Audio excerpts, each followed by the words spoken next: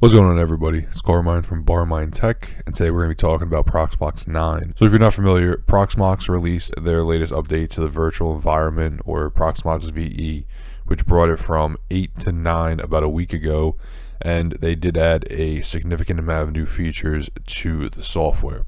So today we're going to be talking about the new features. We're going to talk about how to upgrade your Proxmox server from 8 to 9. Before we get into the upgrade, I'm going to just talk about some of the new features that are available now, and then we're going to work on upgrading our server from 8 to 9 in an in-place upgrade. So starting off with some of the new features in Proxmox 9, the base OS is Debian for Proxmox, and in this latest update they upgraded it from Bookworm to Trixie.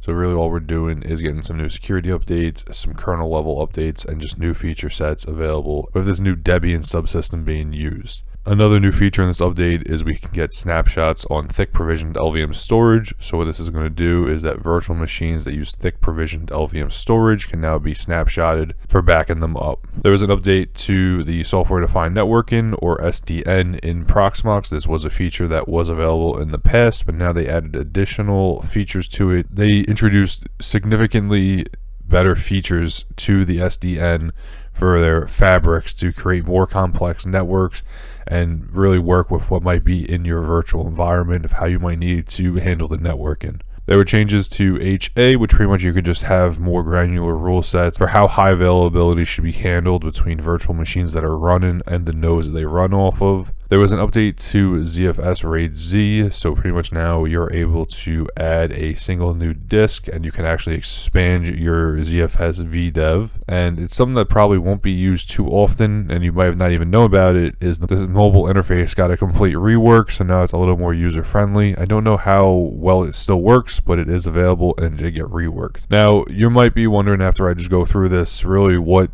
benefits these offer as a home lab user, since we do focus mostly on home lab projects. I'm going to be honest, there might not be a lot of benefit in this new update from 8 to 9. If you do use thick provisioned LVM, this could be something that's beneficial.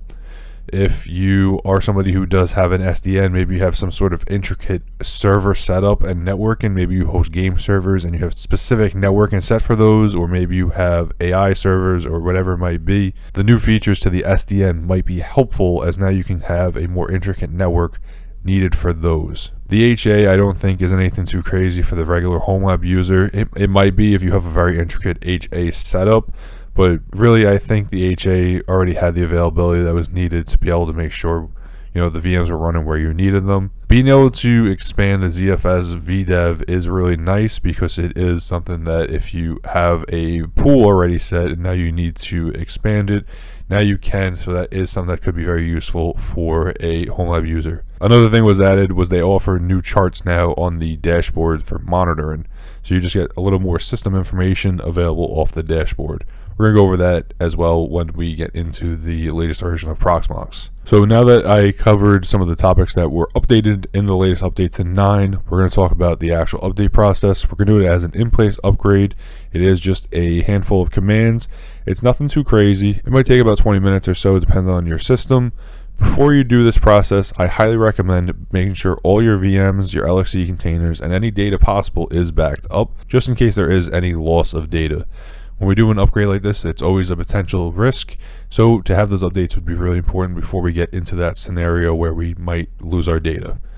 I'm going to pull up the guide from Proxmox for the in-place upgrade, and we're going to start the process on Big Lab. So over here you can see that I am on Big Lab. I am on 8.2.2. I actually had to reinstall Big Lab. As you can see, a lot of the stuff we were working on is missing, and that's because I actually broke it doing the upgrade the other day. That's why I say it's really important to make sure that you have backups of anything that is important. Now, I broke it because I didn't read the guide carefully enough, and I ended up starting to copy some of this enterprise-based commands, which I didn't need. We're going to cover this when we get into the guide, so don't worry. I'll link this down below. It's just another new release documentation that Proxmox puts out. They've done this in the past, and if we come over here, there actually is a link to in-place upgrade. And over here, it's just going to give us all of the information for the in-place upgrade. If you want to read through this and just make sure you're familiar with it before you start the process, as well as make sure that there might be some other stuff that applies to you. So like over here, make sure that we are on the latest version of 8.4 on all nodes. So I probably should go make sure, being that I'm on 8.2.2. So let me take care of that really quickly. So I actually mistakenly turned my Proxmox server off, but you can see I'm over here on 8.4.10 now. So we are all set. So I already checked off my first step. If you're somebody who's running Ceph or Ceph Quincy or anything like that, make sure that you have everything up to date. If you have the Proxmox backup server up to date, make sure you're running version 4, and you need to make sure that you have some sort of reliable access, whether it's through a KVM or IPMI. If SSH is what you're using, it does work. I am just going to right click over here and go into the console, and that's how I'm going to do these upgrades. That's how I've done them in the past, and it usually works pretty well. It's just in the off chance that you lose connection to the server. I would believe that everybody would have at least 5 gigs of space, if not 10. And make sure you're familiar with any of the known upgrade issues before you start it. Like I said, the Proxmox version 9 has been out for about a week or so now, so the initial issue should be resolved. I upgraded it on a test server. It worked pretty well, so we're going to go through the steps now. So I'm going to open up a console, and I'm just going to bring this over here so it's a little easier to work with. So the first thing we're going to do is PVE 829. What this command is going to do is it's going to do a check to make sure that the system is ready to go to the next version. And you can see over here I actually do have a failure, so let's see. I looked into my error. I'm not worried about it. I think everything will be good, so we're going to continue on with the upgrade. So the next thing we're going to do over here is update the repository. So we're going to do apt update. This is going to pull in the new repositories, and then we're going to do apt dist tac upgrade, and this will just make sure that everything's up to date in Proxmox for a baseline from 8. Now the next thing we're going to do over here is we need to copy the new Trixie repositories into our Proxmox server. So make sure you're going to copy this first one. We're going to ignore the second one because I'm not working with Enterprise. If you do have an Enterprise license, then you can copy that one over. It's a sed command, so it's just going to write it to a file, so we are good to just paste that in and write it. And now if I nano into etc apt sources.list, you can see I have all these new packages with Trixie in here. These next steps over here are going to be for the Proxmox enterprise repositories, so you don't need to worry about that. But what we do need to do is, like I was just doing, come over into etc apps sources.list, and again, if you're running the enterprise, it's going to be this next one with the enterprise list. What we're going to do is we're going to be double checking that there's no bookworm Debian packages still in here.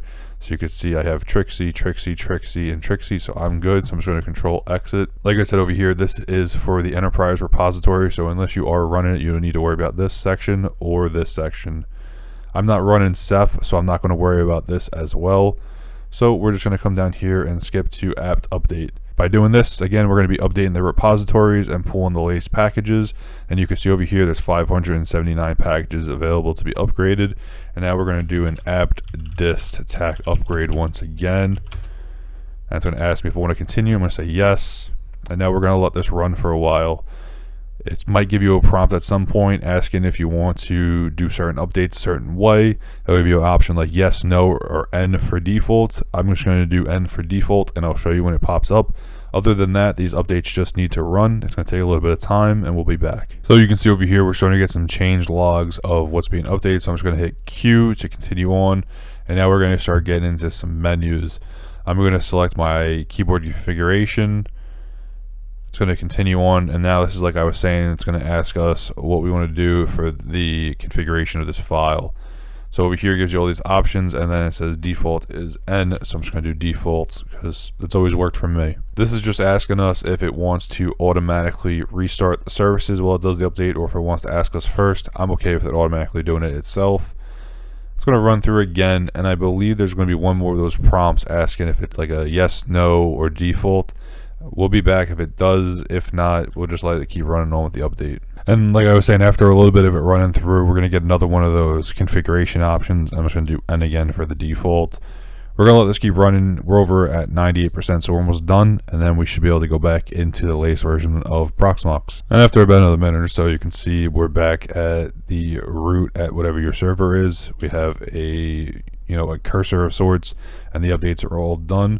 So its next options are to just make sure everything's looking good. It looks good to me, so I'm just going to come over here, and if we refresh the server, you can see now that we're on version 9.04, so we are running the latest version. We can confirm that by coming over back to the console and do a PVE version, and it's going to respond telling us that we're on 9.04 and what kernel we're running. So now we are on the latest version of Proxmox. Of course, you can come over here and you can check for some updates, see if they're available. Looks like I got an error, and I bet that's because I have Enterprise. Yep, and here it is right there.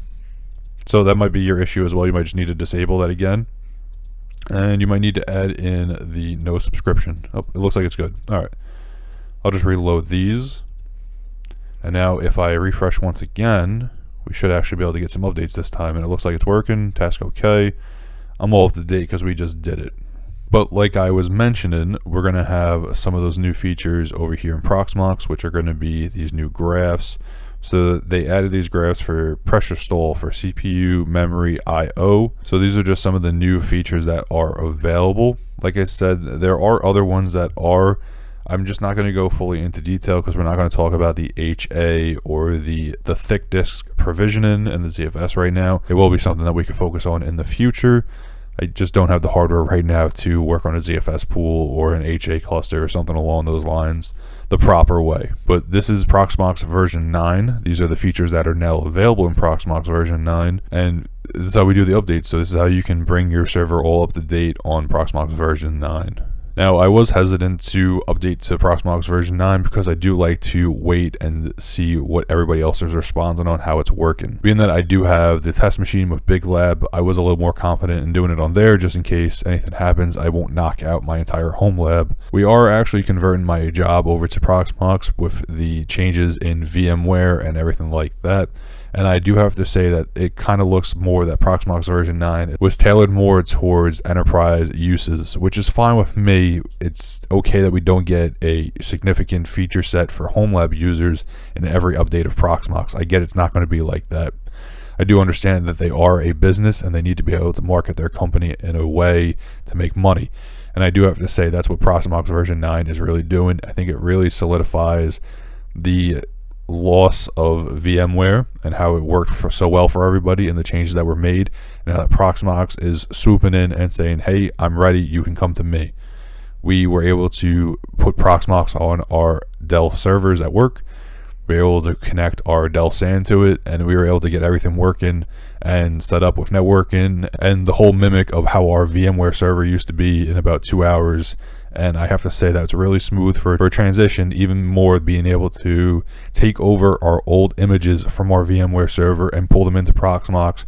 Proxmox converted them, and we were able to get those virtual machines running once again.